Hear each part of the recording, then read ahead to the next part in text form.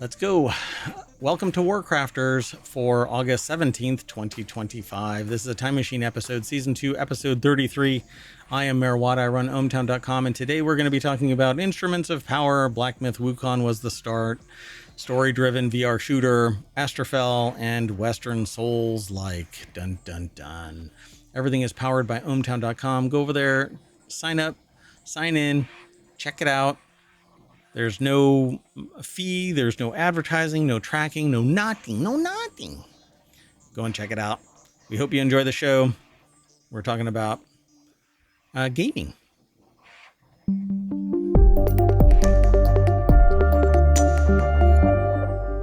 All right, folks, let's get into it. A tactical spellcrafting RPG, Instruments of Power, has been announced. Developer Iron Loop Games has announced Instruments of Power, a turn-based tactical RPG where players craft spells.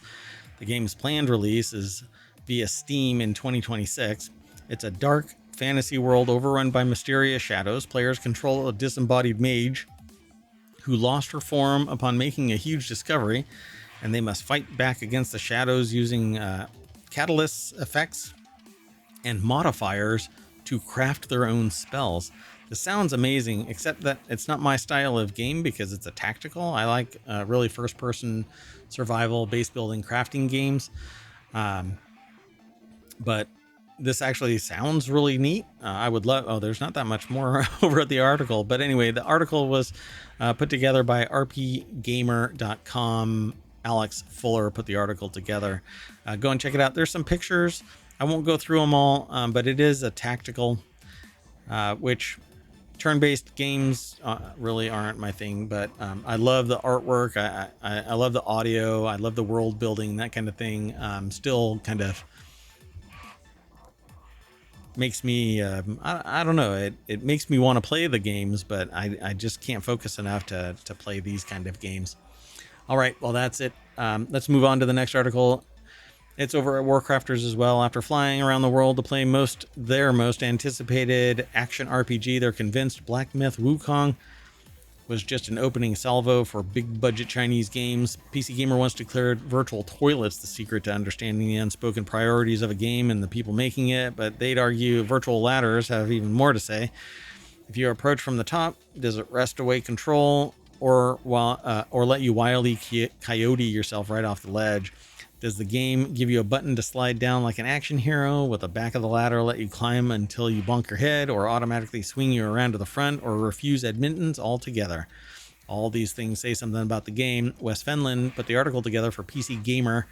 The deck statement says, "Here's why Phantom Blade Zero is the real deal." And if it would have been two E's in there, real deal, then it would have been a fishing game and I'd be happy. All these things say something about the character you're controlling and how clumsy or empowered the game makers want you to feel when you press some buttons, which is why they immediately noticed that the protagonist of Kung Fu Punk action game Phantom Blade Zero, is that like Zenless Zone Zero or whatever it is? Anyway, doesn't really respect ladders as like a concept, it says. By the time Soul leaps onto one, he's already halfway to the top, and instead of using the rungs to climb up, he springs upward, barely touching every fourth step. The game doesn't even bother with a climbing down animation. Soul cartwheels off the ledge onto a ladder slide and holds on with one hand, then flops off a few rungs above the ground to showboat a bit more. So, yeah, I mean, this is just awesome. It just looks like they're sliding down it. Now, if that was a wooden ladder, my hand would be filled with splinters. And I would not be a happy soul. Get it? Because it's... Anyway.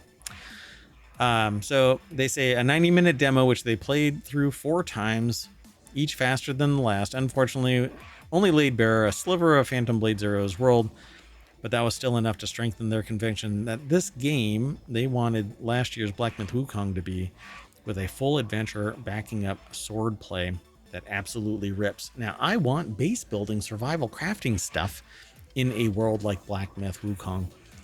Or in this. I don't know if this is going to have that kind of stuff. Phantom Blade Zero, I think, would be... that's what I'm looking for.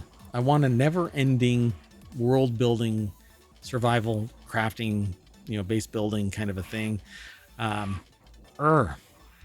That's my forever game. So and I want it multiplayer, co-op, maybe PvP if you flag up, that kind of a thing. We were really close with it with ArcAge, kind of a thing, but then ArcAge shit the bed. So let's keep going. The next article is over in RealityHacker. Story-driven VR shooter of Lies and Rain, early access release date confirmed for September. Following the recent release of its demo earlier this year, a new trailer for Of Lies and Rain confirms a September 10th release date for an early access version of the game. The game is set to launch on all major platforms: Quest, PC VR, PSVR 2. But yeah, it's a story-driven VR game of Lies and Rain. I haven't seen much about it. I would love to do some VR streaming, but again, just haven't been able to. I've kind of made promises and broken them, so I'm not going to promise. But the article is over at roadtovr.com. Ben Lang put the article together. There isn't much more to the article, but there is a video embedded in the website, so go over and check it all out. September 10th release date of Lies and Rain. It's a VR shooter game, story-based VR shooter game. So I don't know if it's going to be on Rails or what, but we'll see. The next article is over in Tabletop Nights, which is a late night kind of game show, not game show, but show about gaming, tabletop gaming. I call it Knights of the Kitchen Table, a netcast, old school term, dedicated to tabletop gaming, like Dungeons and Dragons and so on. So, third-person action RPG Asterfel announced for PC, inspired by 2000s era classics, so 20 years ago. If a German indie studio is making an action RPG inspired by 2000 era classics, you can bet that Gothic is sure to be mentioned at least once. In this article, it's over at rpgsite.net. Adam Vitale put the article together. It's called Asterfel. There is a trailer that's embedded in this.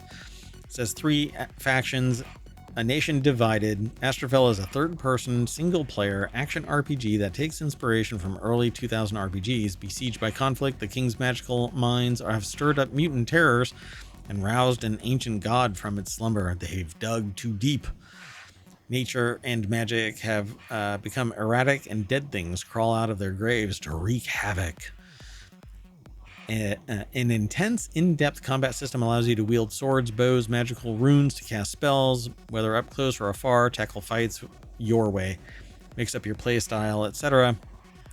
Seems like it might be fun. We'll be taking a look at it for sure. Asterfel. Dun, dun, dun. The next article is over in Tabletop Nights as well. 2D Western Souls-like action RPG Tomb Water showcases its weapons, skills, and charms in a new trailer. It's a publisher, Midwest Games, and developer Max Moraz of Moth Atlas show the weapons, skills, and charms of Tomb Water. The article is over at rpgsite.net. Mikhail Madnani put the article together. The trailer goes over firearms, melee weapons, charms, which they spelled wrong on the article, but okay. The spells to showcase all the tools players will use to progress through Tomb Water's map, and you can currently wishlist it on Steam. I'm going to pull up Steam real quick while we're doing it live, folks. We are doing everything live, as a matter of fact. I'm not even stopping the stream, and when I'm done with the stream, we're going to flip over to the always on stream, which is basically the last 2 weeks of shows, including 2 weekends of our 6 weekly shows, of which WarCrafters is one of the Sunday shows. Okay, 1 second. Tomb Water, right? I think I've got this already in my wish list. Yep, it is. Cool. It says it's to be announced, but do they have an actual date? Or is it just a teaser to be a teaser? Yeah, they posted a bunch of stuff. Firearms include oil sprayer, Edison cannon, Gatling gun, Rattler, infernal shotgun, fires a bunch of shells. Pretty cool idea. Yeah, it's actually been on my wish list for a while. So we're going to wait for it, and then we'll be playing it. Yeehaw! But that's it, folks. That's it for WarCrafters. 5 articles that we talk about, typically in about 15 minutes or so, 15 to 20, maybe 30 minutes.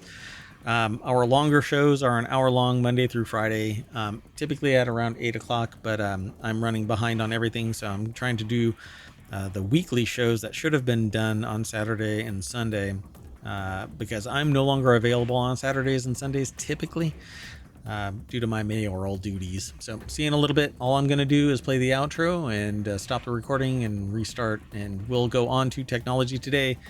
So see you in a little bit. Bye bye.